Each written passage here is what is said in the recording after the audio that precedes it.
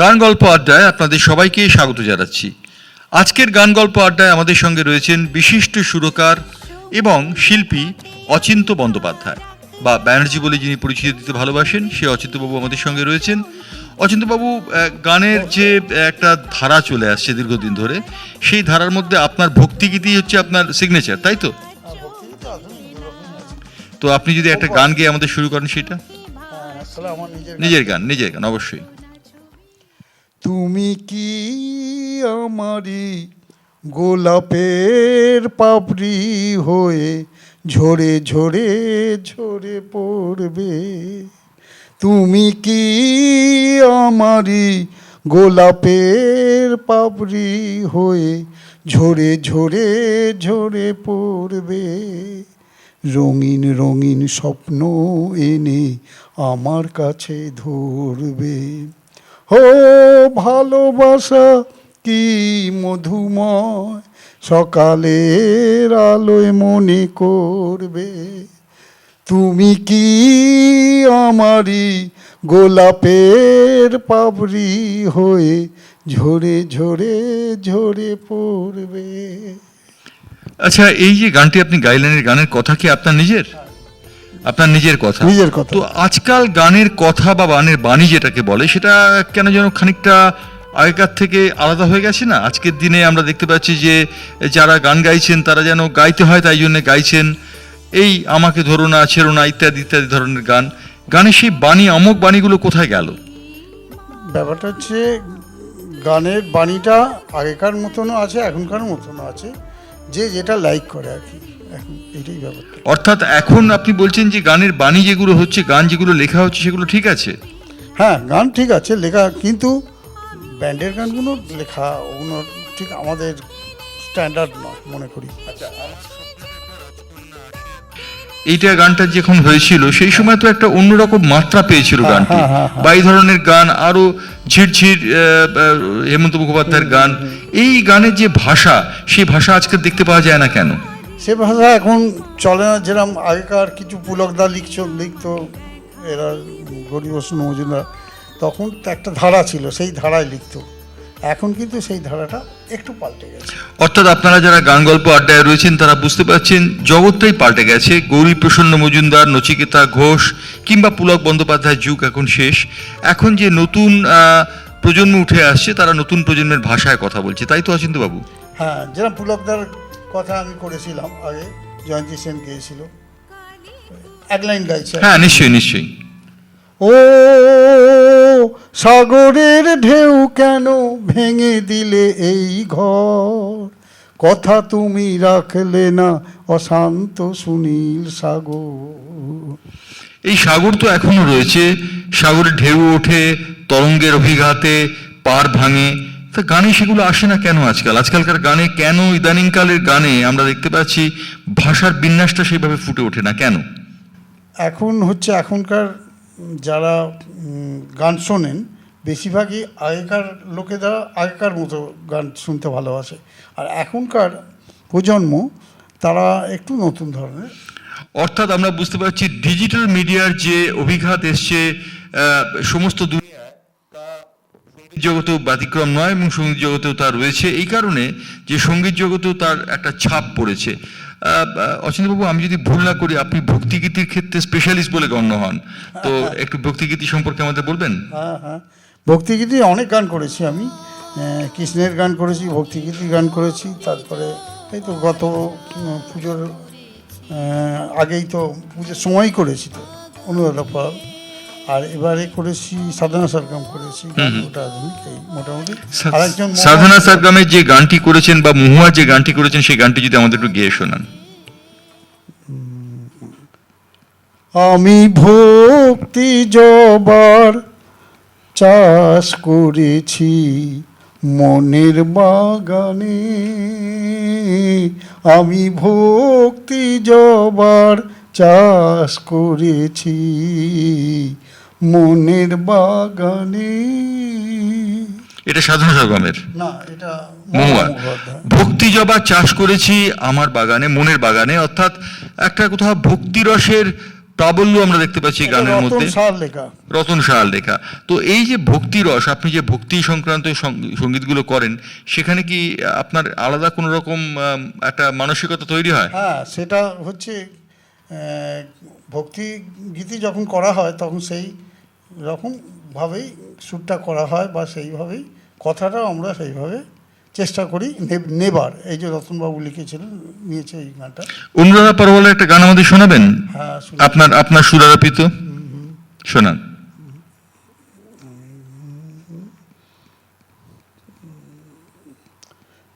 ভবতারিণী মা, তুই কি আমায় দেখা দিবি না? ভবতারিণী মা, তুই কি আমায় দেখা দিবি না?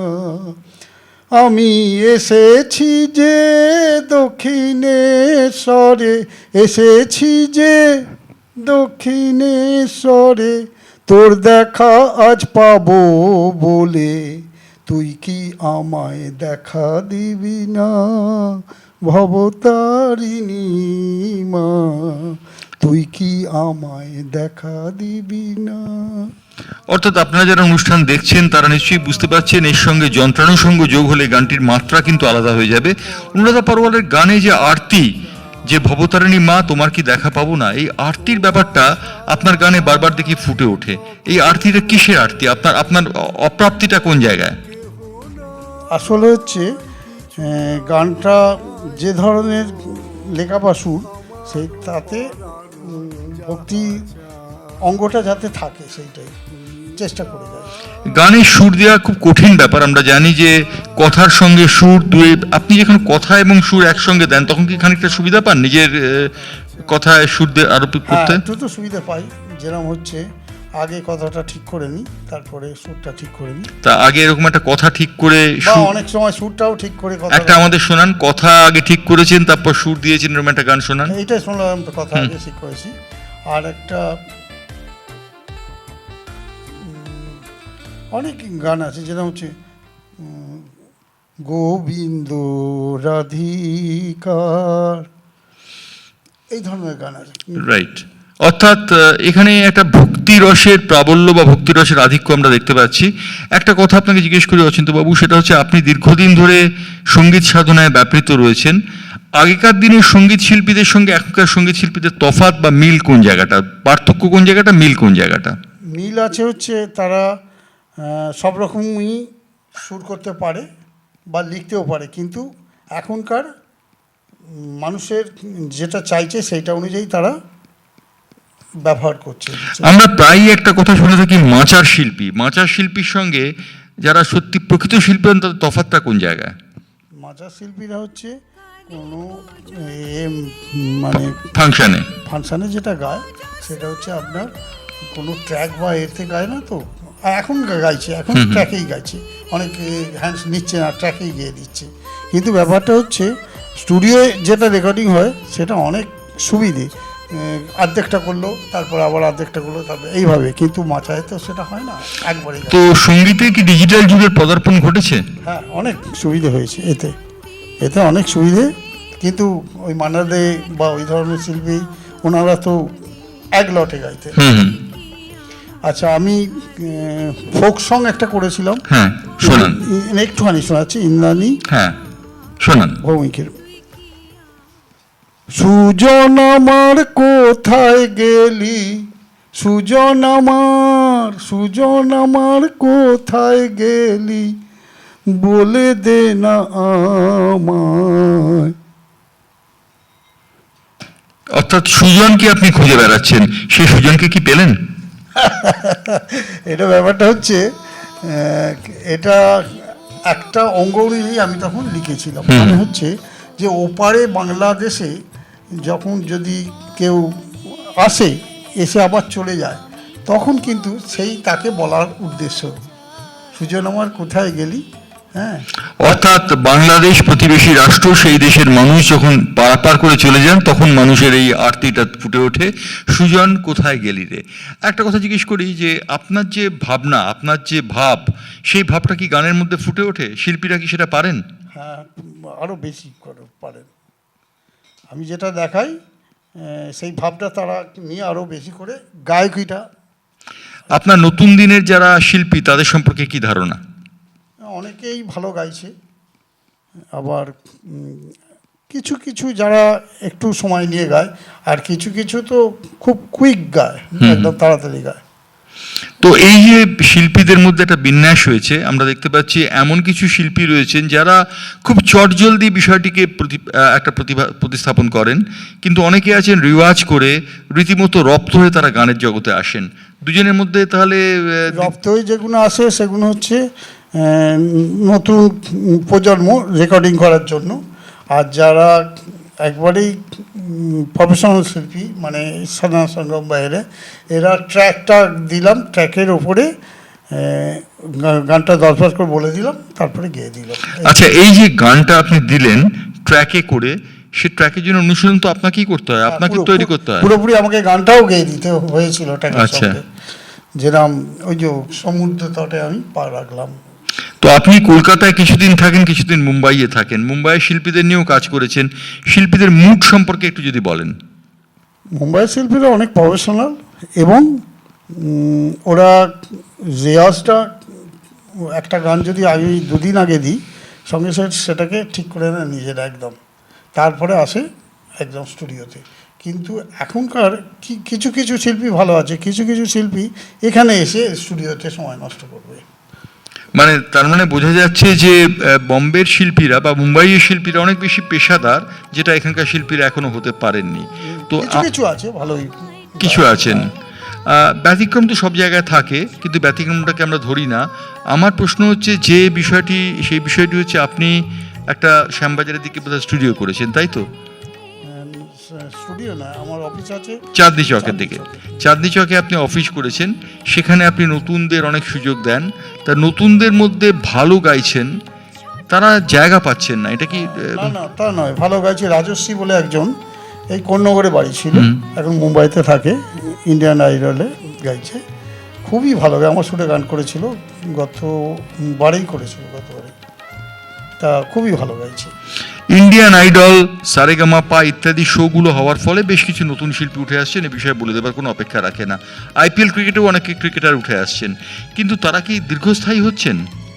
দীর্ঘস্থায়ীটা হচ্ছে তাদের যদি রেকর্ড থাকে, একটাই প্রবলেম, সেটা তারা বুঝছে না। আজকে হয়তো সারেগামাপা বা ইন্ডিয়ান আইডলে 3 বছর 4 বছর গাইলো, তারপরে কিন্তু কিছু খুব কম 1 2 হচ্ছে দাঁড়াচ্ছে, আর বাকি হারিয়ে যাচ্ছে। কিন্তু যদি রেকর্ড থাকতো তাহলে সারা জীবন, যেন মান্নাদের রেকর্ড, মান্নাদের তখন রেডিও শিল্পী ছিল না রেডিওর, কিন্তু উনি পরপর রেকর্ড করে গেছে, তারপরেই ওনার সেই গান তীর ভাঙা ঢেউ হিট হলো, তারপরে কিন্তু আগে হিট হয়নি। আচ্ছা, আমরা অনেকক্ষণ থেকে গান গল্প আড্ডা এই অনুষ্ঠানের শিরোনাম দিয়েছি, তো গান আমরা এখনো পর্যন্ত সেইভাবে শুনে উঠতে পারিনি। অচিন্তবাবুর কণ্ঠে একটা গান শুনবো এখন। আচ্ছা, কি ধরনের গান করবো আপনি আপনার যা প্রাণ চায়। ঠিক আছে। হালকা হালকা হাওয়ায় তোমার কথা মনে পড়ে যায়, হালকা হালকা হাওয়ায় তোমার কথা মনে পড়ে যায়। আমি তোমায় আজও ভালোবাসি, আমি তোমায় আজও ভালোবাসি। হালকা হালকা হাওয়ায় তোমার কথা মনে পড়ে যায়, হালকা হালকা হাওয়ায় তোমার কথা মনে পড়ে যায়। রোমান্টিসিজম একটা বড় বিষয়, এবং সেই রোমান্টিক মানসিকতা এখানে এসছে। তো আমি জিজ্ঞেস করি, আপনি মানুষটা কতটা রোমান্টিক? রোমান্টিক ব্যাপারটা হচ্ছে আগেকার শিল্পীদের মধ্যে ছিল, এবং আমিও যখন ওইটাকে ফলো করি, সুর করি, যখন রোমান্টিকটাকে রাখি। হ্যাঁ, কিছু ব্যতিক্রম আছে, যেটা হচ্ছে ব্যান্ডের গানের মতো করতে হয়, সেটা কিছু করার নেই, এখনকার প্রজন্ম চাইছে। অর্থাৎ ব্যান্ডের গানকে অচিন্তবাবু বলছেন চিৎকৃত ঝংকার, তিনি সেটিকে গানের পর্যায়ে নিয়ে যেতে চাইছেন না, তাই তো? ওটা সাময়িক আসে, সাময়িক চলে, সাময়িক আসে, সাময়িক চলে যায়। মহিনের ঘোড়াগুলি আমরা জানি একটি গান খুব বিখ্যাত হয়েছিল, পরবর্তী পর্বে কিন্তু বাংলা ব্যান্ড সেইভাবে খুব একটা জায়গা করতে পারেনি। ফসিলস ইদানিংকালে খানিকটা জায়গা করেছে। তবে একটা কথা আপনাকে বলি অচিন্তবাবু, যে আপনি গান নিয়ে সাধনা করছেন, এই সাধনার জন্য আপনাকে কতটা ত্যাগ করতে হয়েছে? ত্যাগ না করলে তো সাধনা করা যায় না। অনেক কিছুই ত্যাগ করতে হয়েছে আমার। মেনলি আমি সংসারের জন্য তখন সেই সময় প্রচুর সময় লাগতো। আমি রাত্রির মানে 12টা 12:30 ফিরতাম। এই গান তুলিয়ে গান রেয়াজ করিয়ে অনেকের থেকে ফিরতাম, তখন বাড়িতেও এতে শেখাতাম। কিন্তু তারপরে যখন নিজে আমি যখন করলাম, সুর করে যখন নিজে গান করতে গেলাম, তখন আরও কিছু ভালো জিনিস হবার চেষ্টা করেছি। অর্থাৎ গান বা সঙ্গীত শিল্পী যিনি হবেন তাকে অনেক কিছু ত্যাগ করতে হবে। তার মানে কায়িক যে বাসনাগুলো সেগুলো ত্যাগ করা বোধহয় সব থেকে আগে দরকার। তার খাওয়া দাওয়া ঠিক রাখতে হবে। কিন্তু এখনকার দিনে কি কেউ তা করেন? না, করে, অনেকেই করে। গলা ঠিক রাখার জন্য অনেকেই ঠিকঠাক করে এখন। এই গলা ঠিক রাখার জন্য মুম্বাইয়ের শিল্পীরা কিভাবে তৈরি করেন? অনেক তারা প্রিকশন মানে হচ্ছে, প্রথম কথা হচ্ছে ঠান্ডা জল খায় না, আর দ্বিতীয় কথা হচ্ছে তারা গানটাকে রাগের উপর তারা কি আছে দেখে নেয়, সেই রকমভাবে তারা রেয়াজ করে। যে বিনোদ রাঠোর গান করেছিলাম, একটা গান ছিল সেটা, সেখানে আমাকে সন্ধেবেলায় ডাকলো, কান্দিহালিতে থাকে, আমি গেলাম, তো উনি সঙ্গে সঙ্গে রেয়াজ করে বললো আমি ভৈরবী দুটোই রেয়াজ করে নিয়েছি, আপনি কিরাম বলছিলেন, এবার আমি শুনেছি গানটা, আপনি একটু গেয়ে দিন গানটা। তারপর আমি যেভাবে গাইলাম সেভাবেই দেখলাম গাইলাম, বাহ সুন্দর। এতেই বিনোদ রাঠোর মানে বিখ্যাত গায়ক বিনোদ রাঠোর, আপনি তার কি গানটা দিয়েছিলেন যদি একটু বলেন? বাবা বলতেন ভোরবেলা উঠে খোকা তান পুরা ধর, রাগ ভৈরবেতে রেওয়াজ কর, লেখাপড়া বিদ্যান মানুষ গড়ে, সঙ্গীত মানুষকে শিল্পী করে, বাবা বলতেন। এটা কি আপনার নিজের লেখা? না, এটা রতন স্যার লেখা। আচ্ছা। নম্বর কম পেলে পরীক্ষাতে কখনোই বকাঝকা করতেন না, জীবিকার জন্য ডিগ্রি শুধু এই হিসাব বড় করে ধরতেন না, কিন্তু ভীষণ রেগে যেতেন তিনি, কেটে গেলে একদিনও গান না করে, বাবা বলতেন। অর্থাৎ আমরা অচিন্ত্যবাবুর কাছ থেকে আজকে শুনলাম গান গল্প আড্ডা অনুষ্ঠানে এই যে শেষ গানটি তিনি গাইলেন, সেই গানটিতে বোধহয় সব কিছু বলা রয়েছে। একদিন রেওয়াজ না করে যদি বলতেন তাহলে বাবা বকতেন, এই কথাটা তিনি বললেন। এবং সত্যি কথা যে রেওয়াজ একজন শিল্পীর সব থেকে বড় সম্পদ, রেওয়াজ না করলে শিল্পী হওয়া যায় না, তাই তো অচিন্ত্যবাবু? একদম, কুমার শানুও সেই কথাই বলে যে আগে গানটা একটু রেয়াজের। আমি রোজ সকালে উনি কী করে গার্গেল করার সময়, গলাটা ঠিক রাখার সময় যখন করে, তারপরে নিজে বললো গুনগুন করে গানটা করে নেয়, তাতেই গলাটা তৈরি থাকে বললো। অর্থাৎ গলা তৈরি রাখতে হবে, গলা তৈরি রাখার জন্য নিজেকে প্রস্তুত রাখতে হবে। অচিন্ত বন্দ্যোপাধ্যায় আজকে আমাদের টিপস দিলেন। অচিন্ত ব্যানার্জি নামে যিনি পরিচয় দিতে ভালোবাসেন গান গল্প আড্ডাতে, উঠতি সঙ্গীত শিল্পীদের কী করতে হবে। তবে একটা কথা খুব ভালো লাগলো, তিনি কিন্তু আজকের দিনের যে শিল্পীরা গান গাইছেন তাকে নস্যাৎ করে দিলেন না, অনেকেই তা করেন। অচিন্তবাবুর গুণ সেখানেই, সবাইকে তিনি নিয়ে কাজ করেন, সবাইকে সঙ্গে নিয়ে তিনি কাজ করতে ভালোবাসেন। ধন্যবাদ অচিন্তবাবু আমাদের সঙ্গে থাকার জন্য। নমস্কার।